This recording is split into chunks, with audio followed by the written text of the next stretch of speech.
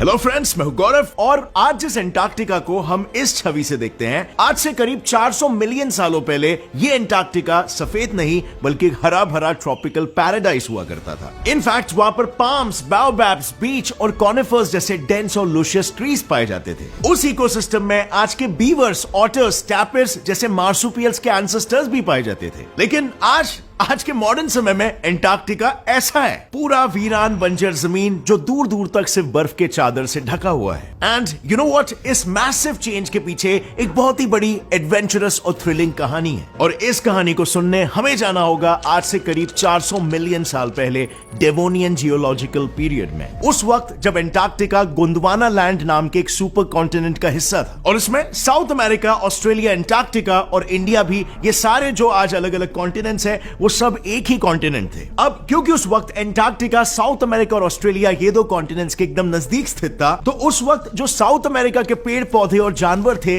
उनका एंटार्क्टिका में होना कोई अनयूजुअल बात नहीं थी।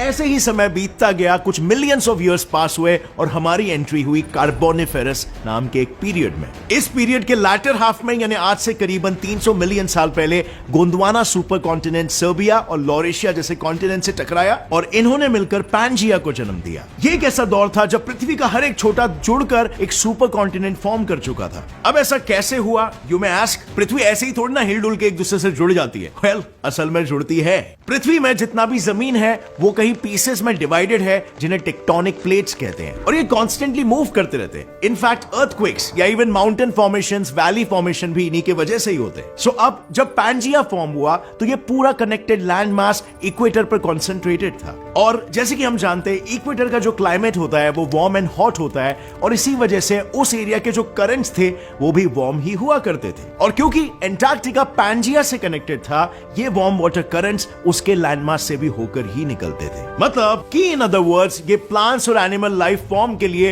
एक परफेक्ट जगह थी। लेकिन अलग अलग रीजन्स की उस समय पर भी नहीं बनती थी और इसीलिए late Triassic, early Jurassic period यानी करीबन आज से 180 मिलियन साल पहले पैंजिया टूट गया। अब पैंजिया टूटा सो टूटा, लेकिन गोंडवाना लैंड भी टूटने लग गया इसके साथ। बट टेक्टोनिक शिफ्ट्स ने पूरी तरीके से अभी तक इसे नहीं तोड़ा था। सो अब हुआ क्या कि थोड़ा और वक्त बीता, कुछ मिलियन साल और गुजरे और 140 मिलियन साल पहले हम क्रिटेशियस पीरियड में एंटर किए। क्रिटेशियस पीरियड एक ऐसा दौर था जो हमारे पृथ्वी का अब तक का सबसे हॉटेस्ट पीरियड माना जाता है। इस गर्मी का मेन रीजन था पूरे धरती पर टेक्टोनिक प्लेट्स की रैपिड शिफ्टिंग। मतलब कि जब गोंडवाना लैंड टूट रहा था तब धरती पर जितने भी प्लेट्स थे वो एक दूसरे से फटाफट अलग हो रहे थे और ऐसी सिचुएशन में काफी सारे वोल्केनोज इरप्ट होने लगे। और अब इसी से आप गेस कर सकते हो वोल्केनिक इरप्शन में क्या होता है। करेक्ट, लावा निकलता है और इस लावा में सबसे ज्यादा कंसंट्रेशन में कार्बन डाइऑक्साइड गैस होती है और इसी वजह से इसी दौरान हमारे पृथ्वी के क्लाइमेट में 1120 से 1680 ppm कार्बन डाइऑक्साइड बढ़ गया था। यहां पर ppm का मतलब होता है parts per million. In case you are wondering, ये गैसेस और डायमेंशनलेस चीजों को मेजर करने का एक यूनिट है। और उस पीरियड के CO2 लेवल्स को अगर आप आज से कंपेयर करो तो 2021 के एंड में हमारे क्लाइमेट में 414.75 ppm कार्बन डाइऑक्साइड मौजूद था। So obviously you can imagine Cretaceous period कितना गर्म हुआ करता था। वेल, बेसिकली ये सन से निकलने वाली हीट को ट्रैप करके अर्थ को और भी ज्यादा गर्म करने लग गया था। सो अब एक ऐसे इकोसिस्टम है जहां पर गर्मी ज्यादा है, कार्बन डाइऑक्साइड लेवल ज्यादा है और इंसानों का कोई इंटरवेंशन नहीं है, तो ऑब्वियसली इकोसिस्टम डिस्ट्रॉय होने लगेगा। हरे भरे पेड़ पौधे फलेंगे फूलेंगे नहीं। और इसीलिए आज कई साइंटिस्टों ने यह प्रेडिक्ट किया है कि उस समय और उस समय से पहले एंटार्क्टिका एक कंप्लीट रेन फॉरेस्ट हुआ करता था। बट जैसे हर पार्टी को कभी ना कभी खत्म होना ही पड़ता है, वैसे ही एंटार्क्टिका को भी ये हरे भरे जंगलों वाली पार्टी को रैप अप करना ही पड़ा। टेक्टोनिक मूवमेंट्स की वजह से एंटार्क्टिका अब स्लोली इक्वेटर से अर्थ के साउथ की तरफ मूव कर रहा था, इस बात से कंप्लीटली अनजान कि this will be the beginning of a long cold battle.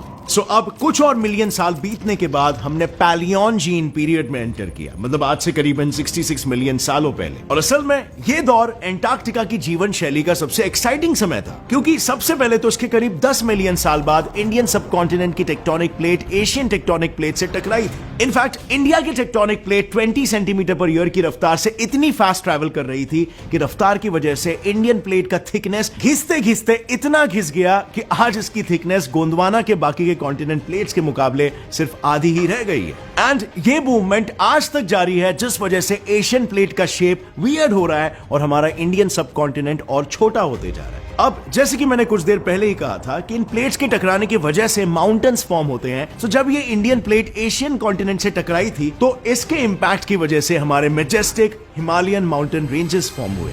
But all of this was not well, क्योंकि जिस टेक्टोनिक प्लेट के मूवमेंट ने हमें हमारे ब्यूटीफुल माउंटेन्स दिए, उसी की वजह से हमारे एटमॉस्फेयर में CO2 के लेवल्स सडनली स्पाइक हो गए, जो ऑफ कोर्स काफी सारे एग्जिस्टिंग लाइफ फॉर्म्स के लिए जानलेवा साबित हुआ। बट नेचर में हर क्रिया की प्रतिक्रिया होती है, और क्योंकि इस केस में यहां पर मैजेस्टिक माउंटेन रेंज फॉर्म हुआ था, तो उन्हीं माउंटेन्स के नजदीक ही एक समुंदर भी था, जहां पर कुछ मैजिकल सा हुआ। इस समुंदर से वाटर वेपर्स उठकर इन माउंटेन्स की ओर बढ़े, और उस समय एटमॉस्फेयर में जो high levels of carbon dioxide थे उसके साथ रिएक्ट करके कार्बोनिक एसिड फॉर्म किए। अब ये एसिड रेन वाटर के साथ मिलकर रॉक्स पर बरसना शुरू किए और उन्हें डिसॉल्व करने लगे, और इससे आप समझ ही गए होंगे बेसिकली एनवायरनमेंट में CO2 के लेवल्स कम हो गए। एंड ये अंटार्कटिका में रहते लाइफ फॉर्म्स के लिए एक वरदान साबित हो गया। वेल बट जैसे मैंने कहा था, नेचर में हर क्रिया की प्रतिक्रिया होती है। सो अब आगे देखते हैं क्या होता है। सो जब इस केमिकल वेदरिंग की वजह से रॉक्स डिसॉल्व होकर पानी में जा रहे थे, तो पानी में मौजूद प्लैंक्टन्स इन रॉक्स को कंज्यूम करने लग गए। एंड ऑफ कोर्स CO2 के साथ, मतलब कि CO2 अब एनवायरनमेंट में और भी कम होने लग गया, और अब कम कार्बन डाइऑक्साइड, इसका मतलब ज्यादा ठंडी। और अब जैसे कि मैंने पहले कहा था कि अंटार्कटिका धीरे धीरे करके ऑलरेडी अर्थ के साउथ साइड में शिफ्ट हो रहा था, और इसी वजह से जैसे जैसे वो इक्वेटर से दूर जा रहा था, वहां पर ठंड और भी बढ़ रही थी। और प्लस इस इकोसिस्टम में अब लो CO2 कॉन्सेंट्रेशन ने ठंडी को और ज्यादा बढ़ा दिया। बट कहानी यहां पर भी खत्म नहीं होती है, क्योंकि अंटार्कटिका के लिए प्रॉब्लम अब और भी ज्यादा बदतर होने वाली थी। क्योंकि आज से करीब 33 मिलियन साल पहले अंटार्कटिका साउथ अमेरिका और ऑस्ट्रेलिया से मेजरली अलग हो चुका था, और इस वजह से जो पैसेजेस बने थे उन्हें ड्रेक पैसेज और टैस्मेनियन पैसेज कहा जाता है। और उस ओपनिंग के 10 मिलियन साल बाद ये ब्रेकअप ऑफिशियल हो गया। साउथ अमेरिका और ऑस्ट्रेलिया अब अंटार्कटिका से बिल्कुल भी कनेक्टेड नहीं थे। सो बेसिकली अब वो कंप्लीटली आइसोलेटेड हो चुका था without any support, and this was the final blow to Antarctica. क्योंकि अब आइसोलेट होने की वजह से अंटार्कटिक सर्कमपोलर करंट ने जोर शोर से पूरे अंटार्कटिका के चारों तरफ अपना कब्जा जमा लिया। नाउ ओशन करंट्स के बारे में तो हम सब जानते हैं। वो बेसिकली ओशन के पानी का बहाव होता है, और हमारे अर्थ पर हॉट और कोल्ड दोनों तरह के ओशन करंट्स मौजूद है। लेकिन ACC यानी कि अंटार्कटिक सर्कमपोलर करंट सबसे अलग है, क्योंकि ये करंट पर सेकेंड 5.8 से लेके 6.4 बिलियन क्यूबिक फीट पानी मूव करता है। सो अगर इतनी तेजी से एक आइसोलेटेड कॉन्टिनेंट पर इतना huge amounts of water move करेगा, तो रेगुलर ओशन करंट जो कई बार वार्म और कोल्ड वाटर को मिक्स करके पानी और वहां के लैंड को कुछ हद तक एम्बिएंट रख लेते हैं, वो अब कैसे काम कर पाएंगे? So in the case of Antarctica warm water current नहीं होगा, तो हालात और ठंडे हो जाएंगे, और जितनी ठंड बढ़ेगी उतनी बर्फ बढ़ेगी। एंड ऑफ कोर्स जितनी बर्फ बढ़ेगी उतना ही ज्यादा लाइफ फॉर्म्स का वहां पर सर्वाइव होना इम्पॉसिबल होते जाएगा। एंड डोंट फॉरगेट अगेन, क्योंकि अंटार्कटिका इक्वेटर से काफी दूर चले जा रहा है, वहां पर प्रॉपर्ली सन की हीट या फिर हाई प्रोपोर्शन में नहीं पहुंच पा रही है। वहां पर जो सूरज की किरणें गिर रही है वो प्रॉपर्ली परपेंडिकुलर नहीं बल्कि इंक्लाइंड एंगल से गिर रही है, और इसीलिए सनलाइट लार्जर एरिया तक स्प्रेड तो हो रहा है, लेकिन उतना इफेक्टिव नहीं है। और इस पूरे आइस केक की चेरी ऑन टॉप है कि आइस एक रिफ्लेक्टिव सरफेस है, मतलब कि सनलाइट को डायरेक्टली रिफ्लेक्ट कर देती है और इसमें हीट ट्रैप नहीं होता। और इसीलिए बेसिकली जब आइस फॉर्म शुरू होना होती है,